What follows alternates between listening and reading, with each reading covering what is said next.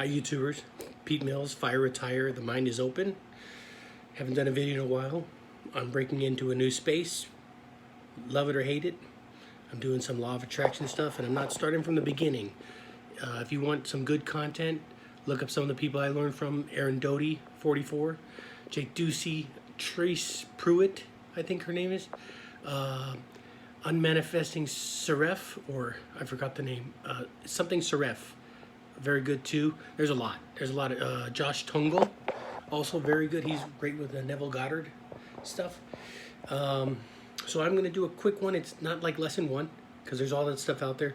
Just this one that I feel like a quick lesson that I've come to learn for myself. And I'm going to title this, Why Aren't You Manifesting What You Want? So this is not new to anyone that's been a student of Law of Attraction. I've been a student for over 10 years. Think and Grow Rich, Law of Attraction, Secret is the Science of Getting Rich, As a Man Thinketh, the Bible, also a great success book, tons of books, seminars. Anyway, so why aren't you manifesting what you want? I need two hands for this, but I'm holding my own phone. But it's because, so say you want to manifest something. Say you want to be, say let's just pick dream job. Say so you want to be a CEO, which is the level up here. Well, your current logical reality is here. So you're not in the same frequency, you're not in the same level of what you want to be.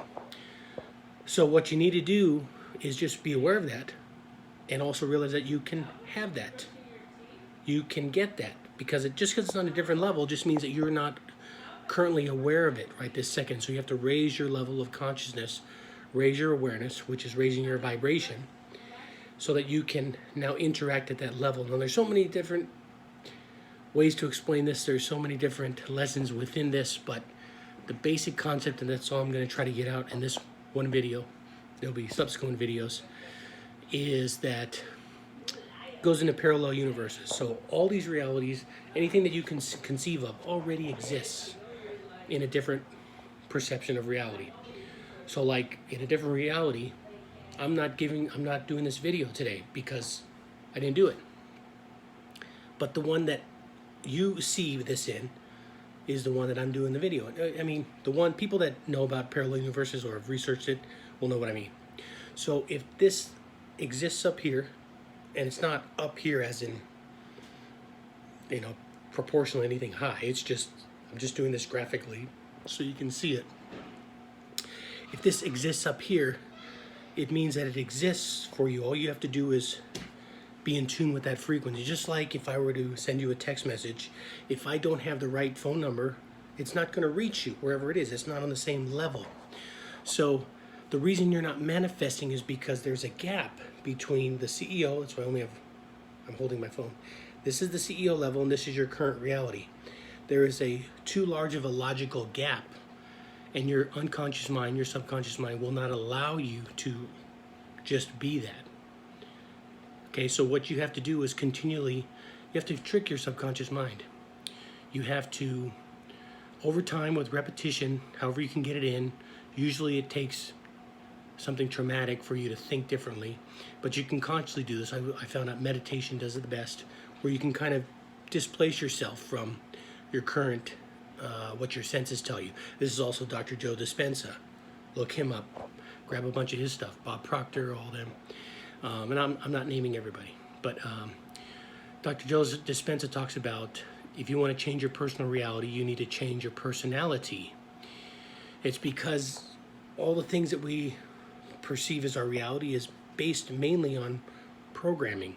When you wake up in the morning, your clock says 4:45 or whatever, and I got to go to work today. Oh, it's going to be a bad day. Well, that's been programmed to you. The 4:45 has nothing to do with your day. Because if you're waking up at 4:45 to do something that you love, maybe you're going to go with your family on a vacation, or maybe this is the day you're going to nail that interview or meet someone that you've been wanting to meet.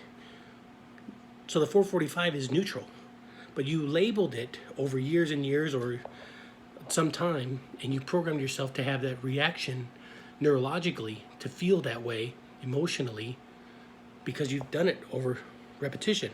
So you can undo that, or you can program something different that would be better for you.